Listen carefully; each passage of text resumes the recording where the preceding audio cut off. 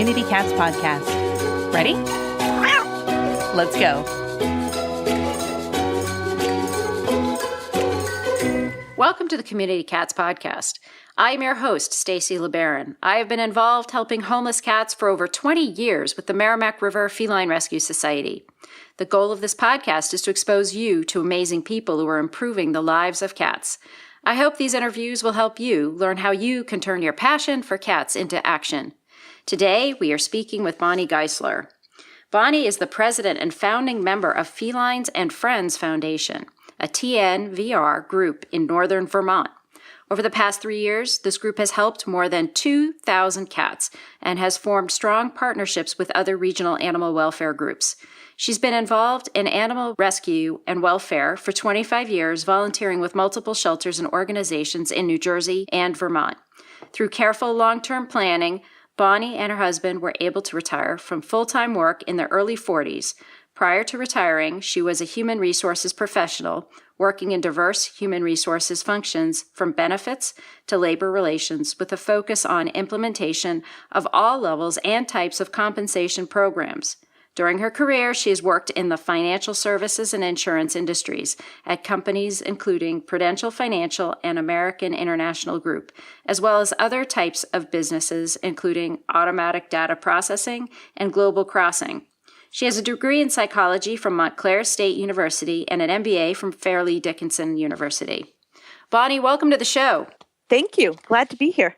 So, we talked a little bit in the pre-show interview about how you got started in New Jersey. How did you get started specifically with community cats? Well, when we first moved to Vermont, my husband and I were both volunteering with a traditional local animal shelter.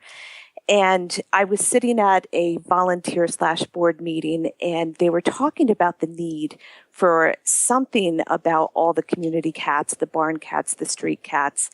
But it wasn't something that the shelter was interested in getting involved in, and for various reasons.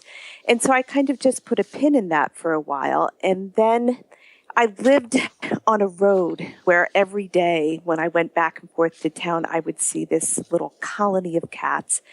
And, some looked healthier than others, and sadly some were hit in the road. And it was always, I would almost cringe every time I went through there. And I was always the type of person growing up that, whenever I saw an animal in need, I wanted to help. And I really felt helpless. And then I saw an ad, it was a letter to the editor in our local paper about this woman who had pretty much on her own had cobbled together some money to TNR some small pockets of cats up here. And this woman was thanking this other woman, Natalie Kinsey Warnock, who was also one of our founding members, that had done this pretty much on her own. And I called Natalie out of the blue, and I said, Natalie, you've never met me before, you don't know me, but I would really love to help our cats up here, and I don't know how to do this on my own. And she says, well, great. We're trying to get a group of people together. We're trying to meet in the next couple weeks. And I said, great. I'm open. We can do it at my dining room table. And the rest is history. We met at my dining room table and we got organized and off we went. It's amazing how those tables in people's kitchens and dining rooms really can work to create something special. Yeah. So that's how the Merrimack River Feline Rescue Society got started too, was a kitchen table. Yep. So that's great. So that was your sort of official, first board of directors? It was kind of a mishmash of different groups and different ideas. And, so over the course, that was in the fall. By the spring, we had kind of sorted out the core group of people. So what year did you form your organization? April of 2013. And so since 2013, you have assisted 2,000 cats.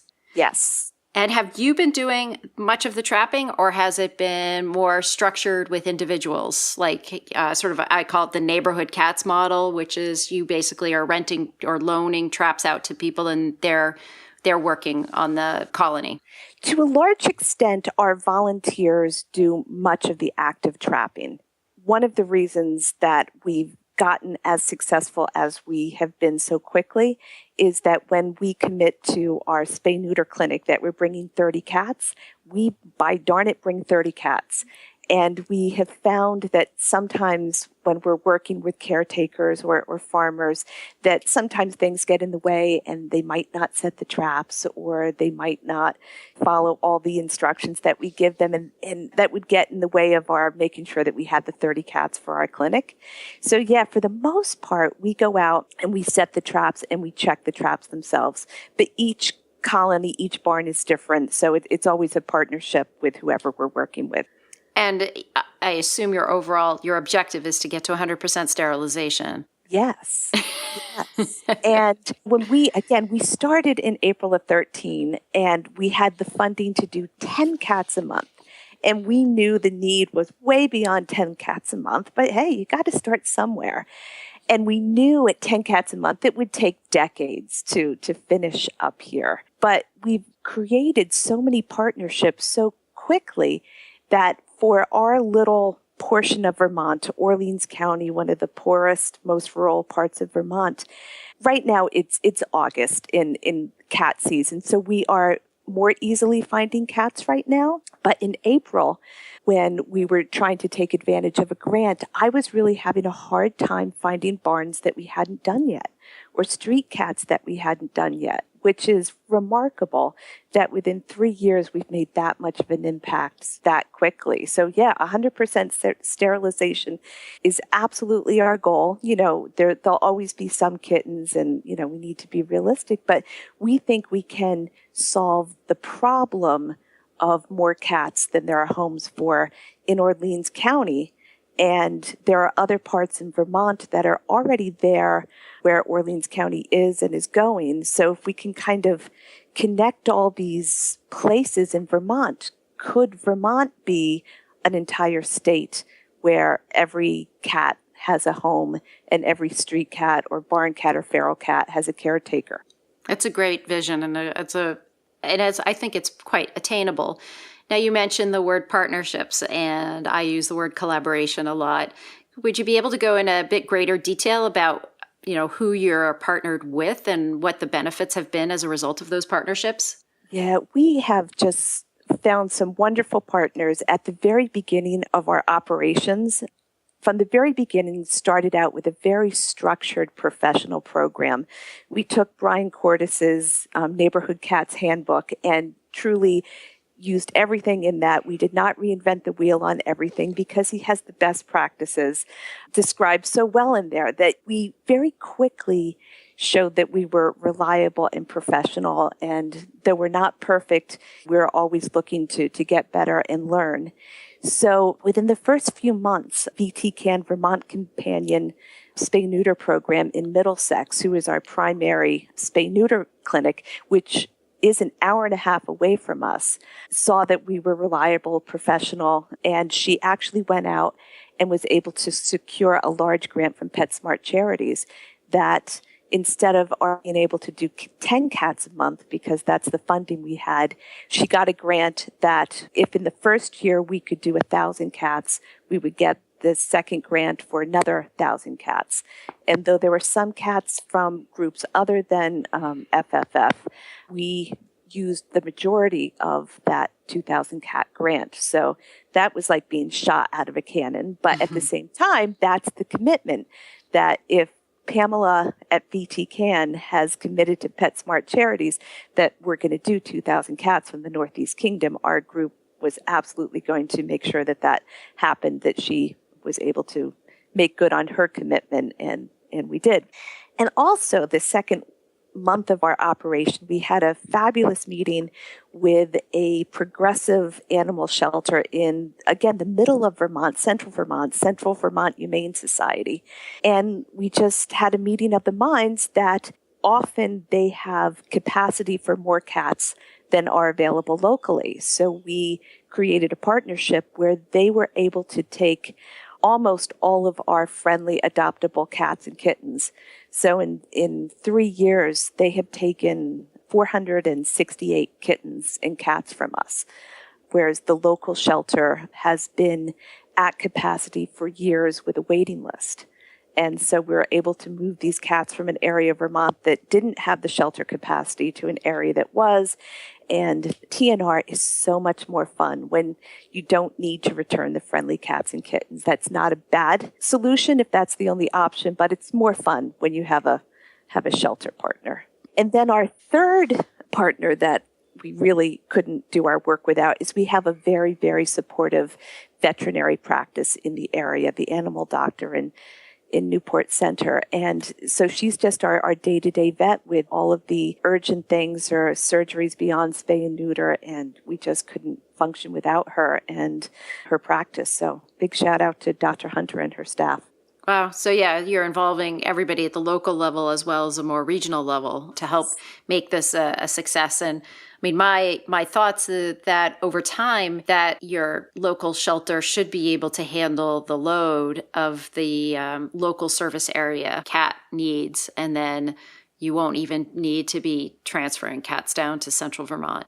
Absolutely. When we started, they were at capacity with a 6-month to a year-long waiting list. And now for the last 9 months or so, they've been at more 25 to 30 cats with little or no waiting list to get in. And, we're just so excited about that. Yeah, it's great. I mean, and I've seen it happen, and that tends to bring a larger picture question of, what happens if the numbers keep going down, and then they're down to 5 or 10 cats, or, and no kittens, and people can't find kittens, and how do we resolve that issue? And that's a much larger and bigger conversation than we could ever have today. But it is definitely a conversation that's out there about how to provide a community with kittens, and especially kittens that may not be feral. A lot of the foster care programs or the shelters in Massachusetts, a large portion of the kittens that they're getting are feral kittens, and some of them are at that 3 to 4 month borderline window, and that takes a lot of work to get those guys socialized. Right. Yeah. So it's the Tiny Lion Tamers program that we will mention in an earlier podcast. It's the feral kitten socializing is a very hot topic. Yeah. It's a really tough issue. I wish that cats were easier, that they were 100% feral or 100% friendly. It's the ones in the middle that just we spend a lot of time making the best decisions we can for them. And now let's take a moment to listen to a few words from our sponsors. Ready to make a big difference for cats in your community? We've got an exciting opportunity that can jumpstart your efforts. The Community Cats Podcast has launched Community Cats Grants. When you qualify for this innovative program, you'll gain valuable knowledge about how to raise funds for your spay-neuter efforts. Plus, we'll match the funds you raise up to $1,000, doubling your ability to make a difference for cats. Fundraising doesn't have to be scary. We'll be with you every step of the way. Check it out. You can find all of the details on the Community Cats Podcast website under our education menu. Let's join forces to make the world a better place for community cats. So with your human resource background, my guess is you must be a lover of organization and systems. Yes, I am. Could you share with me some of the systems or the tools that you use to help run your organization? I think one of the big things about our organization is communication. So every time we do something, we kind of start out with, in 2 weeks, we're going to do a barn, and this is what's involved in it, and here are some other things going on in the organization too, blah, blah, blah, blah, blah. And then there's this organization over the next couple weeks to say, how are we going to attack this barn? And then when we're done with a property, there's a big recap so that people that were involved get credit and people that weren't able to be involved know what's going on so they still feel engaged in the organization. So I would say communication is one of the most important things that we try to do really well. Do you track your colonies in a Google Doc or any sort of a mapping software or anything like that? Excel spreadsheets right now. So we definitely have a colony spreadsheet. We have a cat spreadsheet. We have other sorts of spreadsheets that we would love to use a database for. We played around with PetPoint, but we found it a little cumbersome because TNR is a little different than sheltering. So we have a couple volunteers that are playing with making our separate spreadsheets, a database. And I designed the spreadsheets so that they have key fields so that they're easily relatable between the different spreadsheets as soon as someone wants to database with us. Well, and Brian Cordes at Neighborhood Cats is developing a software called Cat Stats. Oh, Brian, love you. That will be coming out this fall, probably by November. So within a couple of months. So if you can kind of hold your breath, Cat Stats will be coming out. And it's a very dynamic online free program all about tracking your colonies and information that way. So it'll be a great tool when it comes out. Awesome. Yeah, we think keeping stats and really good records of all of our cats and all of our colonies is really important. When you start out and you have 10, you can keep all that in your mind. But now that we've worked with over 350 properties or individual caretakers, you need to have all of that information right at your fingertips. And following up with colonies that we've done is a big part of what we want to do. And so having great stats and ability to keep track of who you've called and who you followed up with and who you haven't is really important to us. On the flip side, let's talk about money a little bit more. I understand, you got the grant from the clinic, but how do you do your fundraising? We have a multifaceted approach to fundraising, as most organizations do. We have a very energetic team of people who do yard sales, and they take some of the best stuff from the yard sales, and we've had some great country auctions where we've had about 100 people in an auction sort of environment. So that's been a really great fundraiser. We're also right in the middle of a matching gift campaign right now. We have a very generous donor who is challenging us to match his donation of $2,000. So we're in the first half of that. Next month will be our second half, and we think we'll achieve that. And we also do, online solicitations and newsletters and direct mailings and some grant writing and, the whole mixed bag. And so that helps sort of piece everything together, because I do know that for some organizations that don't have the sheltering component to it, really find fundraising challenging. Do you find it challenging, or do you feel like you have enough support to be able to keep things going? It is challenging. I think when you have a physical location, people have this clear vision of what an animal shelter is.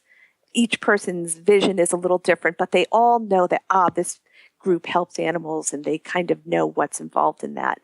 Whereas TNR is a little different, and people assume that it's all feral cats, whereas, at least a third of the cats that we've helped are friendly adoptable cats. And so people say, well, I don't know if I care as much about feral cats. So I think the challenge is always to be telling the story of the cats that we're helping, and that it's beyond helping cats. We very quickly adopted the taglines of helping cats and communities, because you're helping the people that are helping the cats almost as much as you're helping the cats. So I did a presentation to our Rotary Club last year, and I started out the whole presentation of, do you love cats or do you hate cats? And some people are just not cat people. And my sell is always that TNR is for everybody. It's for the people that care about the cats. It's for people that care about the community. And at the end of the day, when we do our work, our community is better. And so that's really the sell that we're talking about all the time. Is it not just about the cats? It's about making our communities more livable and better, and helping these caretakers that have kind of been out there forever on their own. If you saw a stray cat on the street, what would you do? I would start knocking on doors. If I were in a town, what we have found is that there are lots of people in a town that really care about cats. And if you walk the street and just start talking to people, they'll say, oh, this person feeds the cats. And you go and talk to that person, and she'll or he will be able to tell you exactly all about the cats that they've been feeding and how long they've been there, and if they're friendly or feral, and if it's a new cat or not a new cat. So it's really just being in the community and asking questions and finding out what the best outcome is for that particular cat, because it may not be a stray. Very well may not. I mean, most cats that are outside are owned by somebody. Yeah, or at least cared about by somebody. You know, it's that whole loose ownership thing. Yeah. So, Bonnie, how could people find you if they want to find out more about your work, or maybe even get copies of those great spreadsheets that you've been putting together, and maybe we could provide them in the show notes as a downloadable item? Sure. Our website is fffvt.org. So 3 F's as in Frank, VT as in Vermont.org, or on Facebook, Felines and Friends Foundation Vermont, or you can certainly give us a call at 802-323-4793. Bonnie, is there anything else you'd like to share with our listeners today? You know, I think just keeping in mind that when you're working with cats, it's always more than just the cats. It's always about the community. I wish I had the time to write a blog about all the amazing people that are helping cats out there that for years have been doing the very best they could on their own, feeding them, caring for them, but just feeling helpless because they didn't have the resources to spay and neuter them. And it's really our privilege and pleasure to work with these people, often elderly, low income. And it's really just wonderful to be out there and helping these cats and the people that have been caring about them for years. Bonnie, if you ever want to be a guest blogger on my blog, on the Community Cats Podcast blog, you're most welcome to join in. Thank you. Well, Bonnie, I wanted to thank you so much for sharing your experiences with Community Cats in Vermont and sharing your story with us today. And thank you so much for agreeing to be a guest on my show, and I hope you'll join us in the future. Thank you so much. Thank you for listening to the Community Cats Podcast. I would really appreciate it if you would go to iTunes, leave a review of the show. It will help spread the word to help more community cats.